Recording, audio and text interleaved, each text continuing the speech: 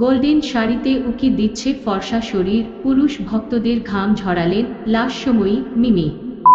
শুধুমাত্র শাড়ি নয়, মিমি চক্রবর্তী এর সাজগোজও কিন্তু কারো নজর এড়িয়ে যায়নি।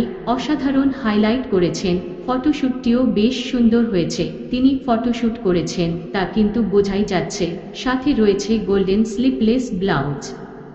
বেশ বোল্ড লুকে ধরা দিয়েছেন অভিনেত্রী। ছিপছিপে চেহারায় যে কোনো পোশাক পরেই তাকে বেশ ভালো লাগে।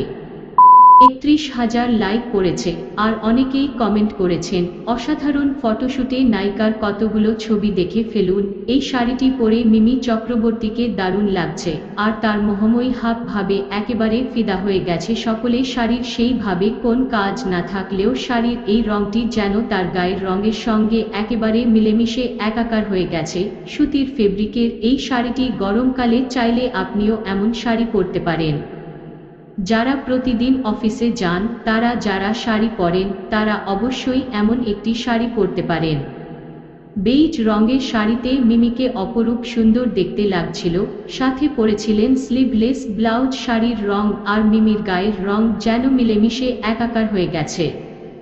সাথে ম্যাচ করে পরেছেন অসাধারণ কানের দুল, আর চুল কিন্তু খোলা আছে, মানে একেবারে বঙ্গতনয়া লুকে ধরা দিয়েছিলেন তিনি।